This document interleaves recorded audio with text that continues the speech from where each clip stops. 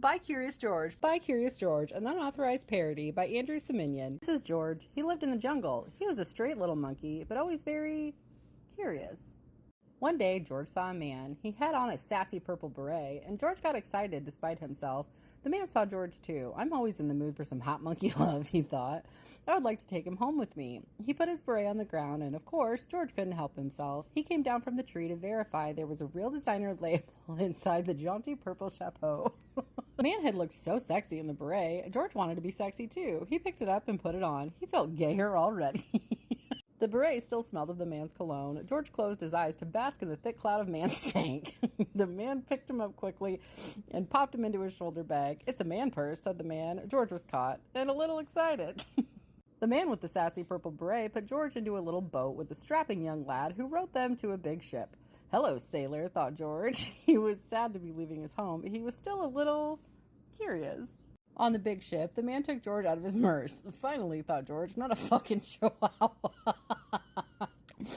"George, I was once like you, and now I'm here to help you," said the man. "I'm going to take you to a big club in the city called the Zoo. I have a feeling you will like it there. A lot. You will also enjoy this special cruise we were on. Now run along and play, but don't do anything I wouldn't do." George promised to be good, but it is easy for horny little monkeys to forget. On the deck, he found some oiled up men dancing and drinking. He wondered how they could do so many of these things called body shots. He was very curious. Finally, he had to try. It looked easy, but... oh no, what happened? First this, and then this. "Where's George?" yelled every able-bodied seaman. "Seaman," George giggled between his stripes. At last they saw him, trying to make himself puke, and almost all tired out. "He's on his knees," cried one sailor. "But not in a good way," cried another. They picked him up. One held his hair while the other rubbed his back. Best night ever, thought George, through all his tears and snot. And at last he got it all out of his system. At last, the long trip was over. That was the gayest cruise in history, thought George. "You ain't seen nothing yet," said the man. George and the man with the sassy purple beret walked down to gangplank, corrected the man, and onto the man's impeccably decorated loft in the trendiest part of the city. After a light vegan supper and a smoke of something George quickly realized was not tobacco, George finally felt relaxed and ready to make it happen. He crawled into the man's bed to wait for him, but the man never came, so neither did George. The next morning, George woke up alone and upset, but you just can't stay angry with the man who wears the same purple outfit every day. The man telephoned the zoo. "Whose list are you on?" they asked. "I'm with the DJ," said the man with a confident wink and a smile. George was so turned on, but the man went away again. George was lonely. If the man could find gay love on the telephone, so could George. But who to call? George thought and thought. Then he started dialing.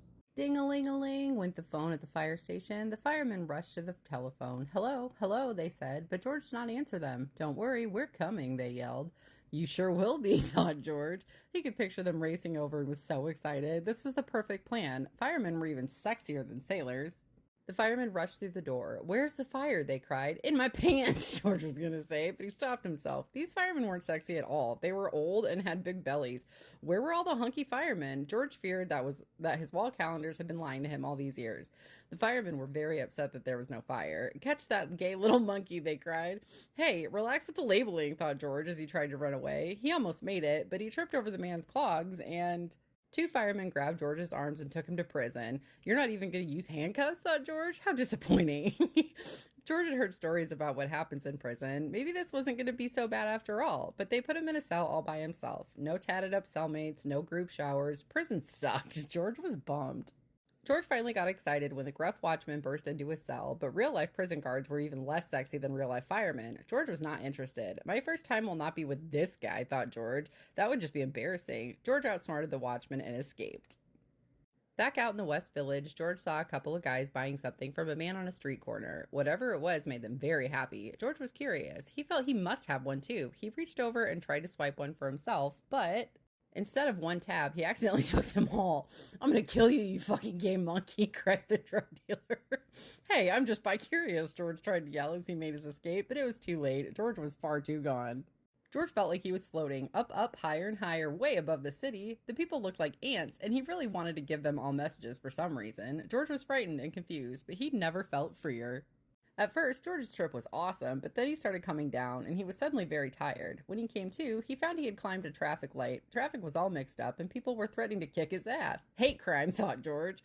But before he could blow his rape whistle, he heard someone call, "George, you sexy little bitch." He looked down and saw his friend, the man with the sassy purple beret. George was very happy to see the man. He jumped into his arms, and the man paid the drug dealer. "It's a good thing your sugar daddy has mad cash," said the dealer. "Sure is," thought George, snuggling close to the man. And then George and the man climbed into the man's yellow Miata, and at last, away they went. To the zoo! What a nice place for George to finally experience some much-needed guy-on-guy action. So I bought this used from a bookstore online, and I just saw the tag. This was literally in the children's chapter book section. Don't blame the authors if kids get their hands on these, okay? Blame the morons who work in the bookstores.